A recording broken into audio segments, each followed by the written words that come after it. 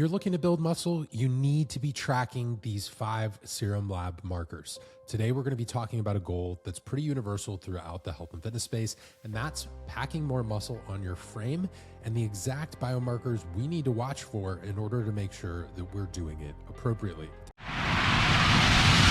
What's up and welcome to Sammillerscience, where you're joining me just over a decade into my personal journey of working to bridge the gap between metabolism, macros, muscle, and medicine, all while helping coaches scale the impact that they desire and deserve. If you are here, thank you so much for listening and for trusting me to help you elevate your coaching game or to lead you in your transformation to realize your true potential. In either case, each week I'll be sharing my methods, models, and message to serve as leverage for your specific goals. Without further ado, let's get on to today's show. There's no shortage of advice in the health space when it comes to putting on muscle or getting more jacked, but much of it is misguided or at least missing some context when it comes to keeping your health at the forefront. Most of it focuses on pills, potions, protein powders, or the newest exercise program, sometimes even diet modification where you see more carbs or eat less carbs, more protein, less protein. Inside today's episode, we'll also briefly touch on how to optimize or improve the markers. But if you're looking for more information on each specific one, I've done a number of different podcasts or information about different aspects of the endocrine system. I'd encourage you to check that out in the podcast feed and also follow along on YouTube. The first one we're going to talk about is a little bit more obvious, but as we move through today's show, you're going to see maybe 3 or 4 that you weren't expecting. So bear with me as we break this down. But I also want to clear up some myths and misconceptions about testosterone. It should be said that testosterone is just as important for women to optimize for muscle growth, not just men. And women actually have higher concentrations of testosterone in their bodies than they do estrogen, or at least they're supposed to in a healthy hormonal environment. It doesn't look like that if you're looking at only the numbers on the labs, but if you actually equate or translate the units that each one is measured in by your average lab company, you'll see that testosterone is actually significantly higher. Testosterone in women also rises across the first half of the menstrual cycle or the follicular phase. Typically, this will peak right around ovulation along with estradiol.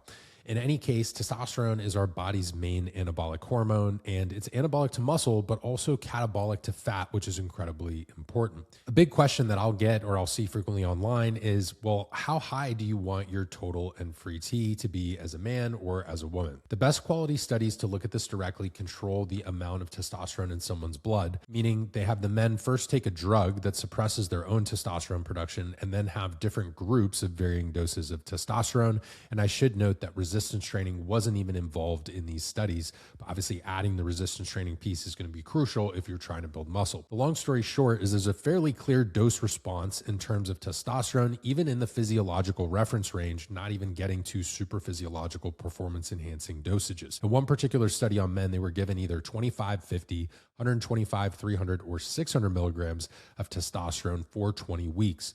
The largest increase in fat-free mass was actually going from 50 milligrams of testosterone enanthate to 125 milligrams. For blood levels at those 2 doses, they were 306 nanograms per deciliter and 542 nanograms per deciliter. The guys at 306 nanograms per deciliter just gained around a pound of fat-free mass in 20 weeks, whereas the guys at 542 nanograms per deciliter gained almost 8 pounds, and 542 isn't exactly considered optimal when it comes to testosterone levels.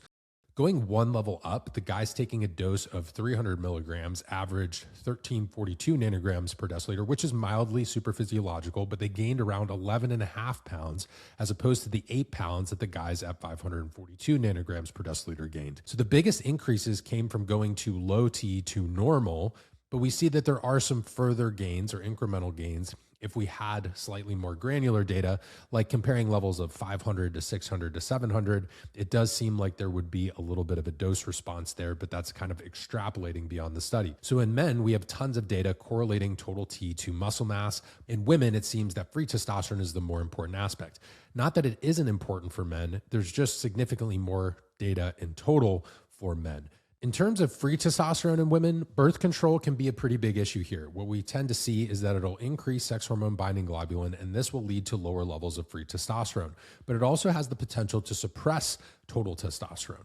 Depending on the birth control type, supplementing with DHEA at a higher dose of 50 milligrams has been shown to help with this, but it can depend on the birth control and the individual.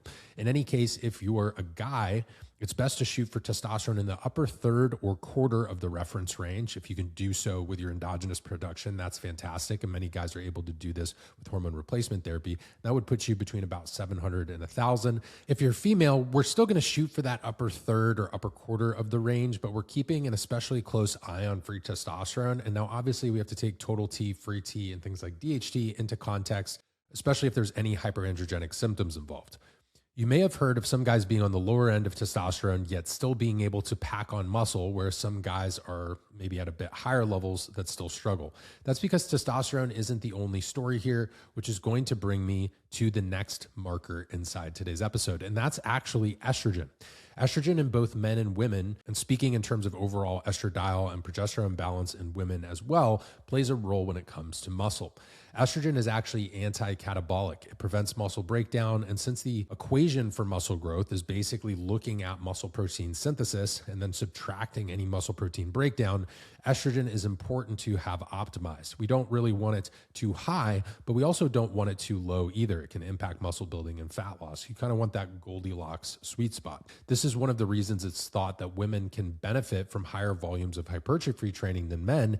Actually has to do with estradiol. In any case, in guys, this is mainly going to be relevant from the perspective of having maybe perceived too high of estrogen if they're on TRT, or maybe they're considering something like aromatase inhibition, which suppresses estrogen, and doing that to too much of an extent, or even utilizing those in general, can certainly impact someone's ability to build muscle and lose fat. And that's a common mistake in the bodybuilding space. Having too high of estrogen levels for guys can come from things like excess alcohol consumption, high levels of inflammation, and higher body fat percentages, since that will lead to increased aromatization. Even if testosterone is normal in this state, the aromatase expression tends to be higher, which is going to shunt more of that testosterone down estrogenic pathways.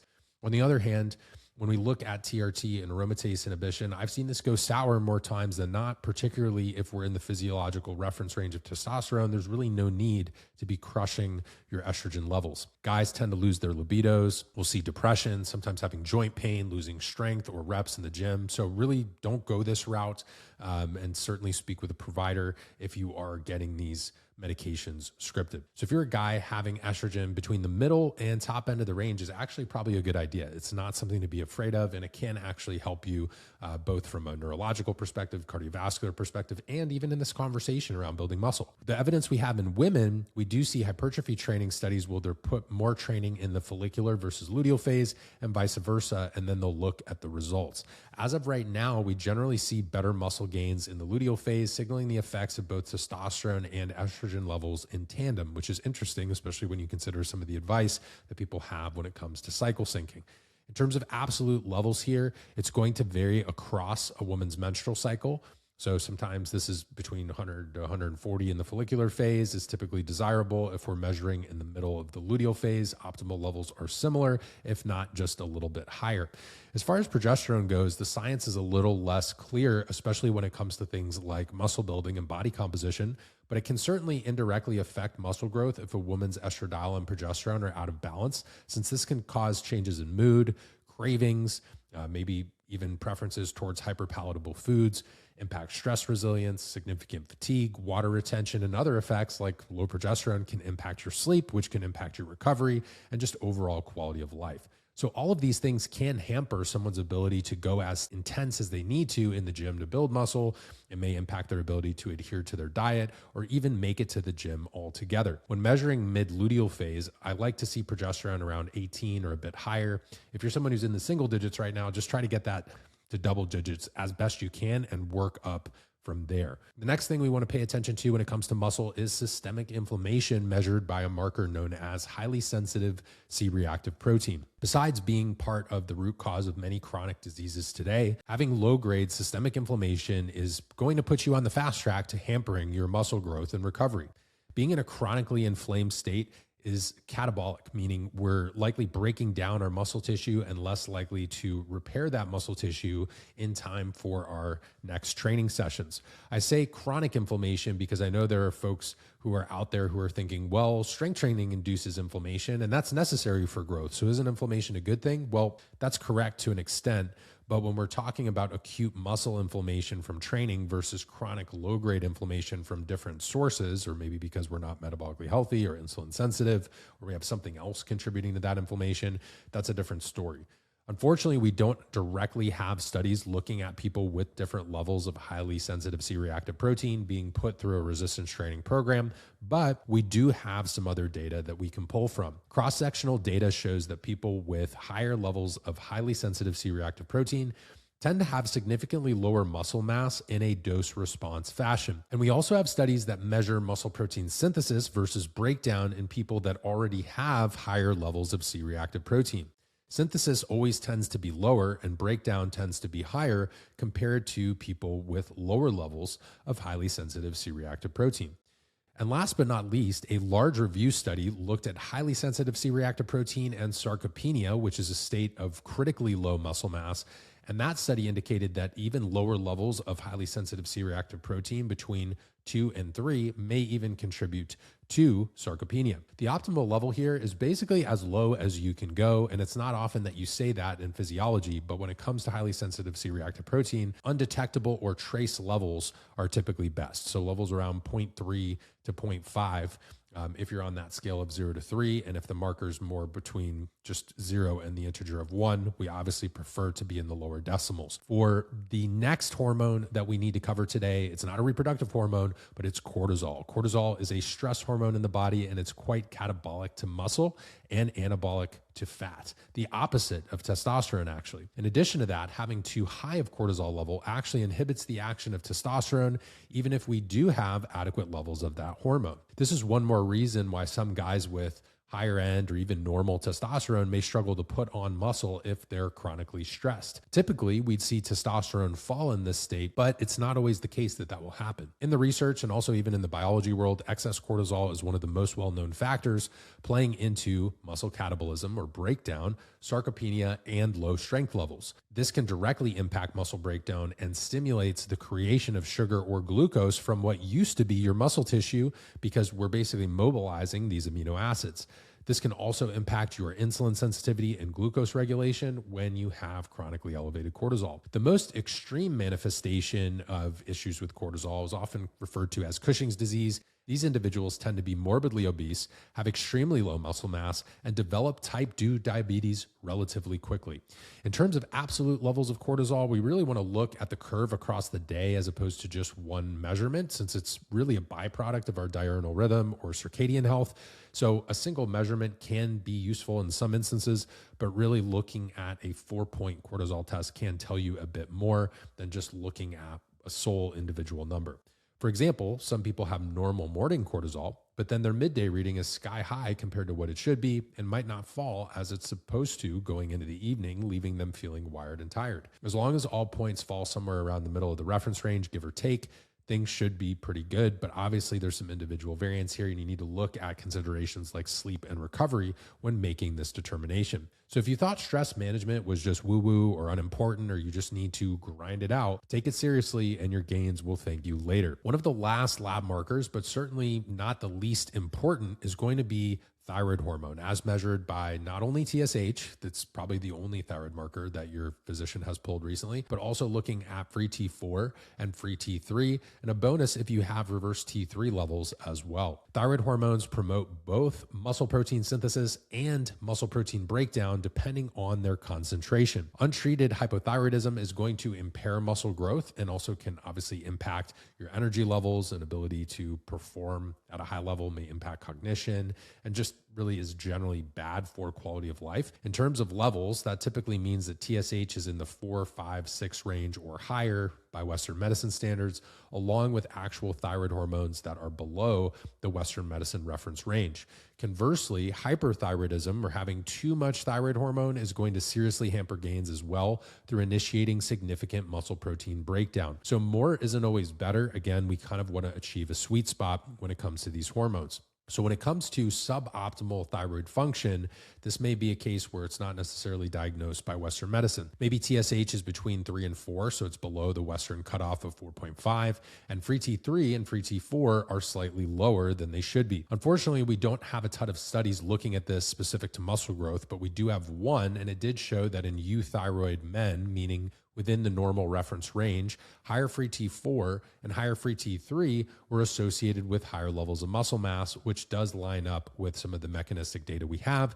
and just thinking in terms of systems biology and physiology. It's typically best to keep your TSH between 1 and 2, but under 1 can be fine in certain instances as long as your free T3 and free T4 aren't super high and drastically above the Western reference range, or you're not suffering from those hyperthyroid symptoms like feverish temperature, high heart rate, and things like that. So when it comes to muscle building, it is not just about reproductive hormones and testosterone. We have to consider, even moving into cortisol considerations and how it can negatively impact muscle building, looking at inflammation levels, specifically highly sensitive C-reactive protein, and even looking at our thyroid health in terms of our health, our body temperature, body composition, energy levels, fighting fatigue, and so much more. Thyroid just plays an incredibly important role across our health, and even considering our thyroid gut axis, and so much of our thyroid hormones are converted in the gut as well. If I had to have an honorable mention here, I'd probably add some markers related to insulin sensitivity, since having a good fasting insulin level and controlling your A1C is going to make you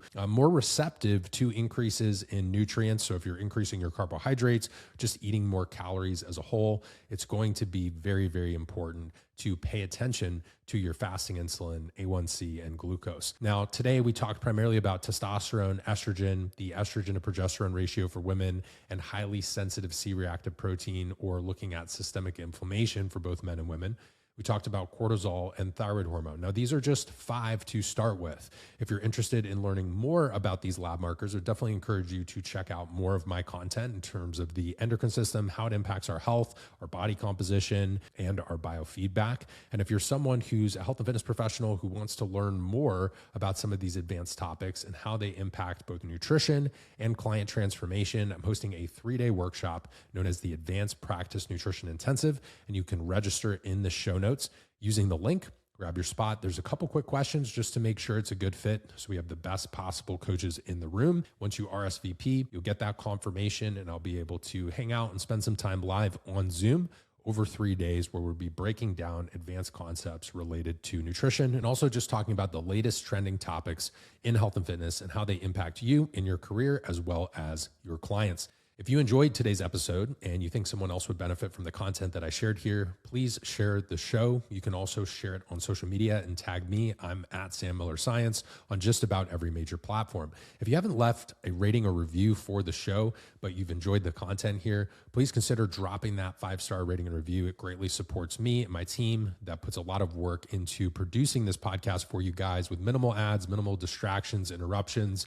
and just giving you the content and the science that you need to either change your health or the folks that you work with. Chances are you found the show because someone left that rating and review, and it allowed that content to then populate in your feed, in your algorithm, and see that other people had actually enjoyed the content that I share here. Be sure to leave that rating and review. Subscribe if you're not, so you never miss a new episode or content piece each week. And if you're on YouTube, hit that notification bell and give it a thumbs up. I always appreciate it when you guys support the content so we can bring more videos and audio like this to you each and every week. Thanks so much for tuning in today, and I'll talk to you guys in the next show.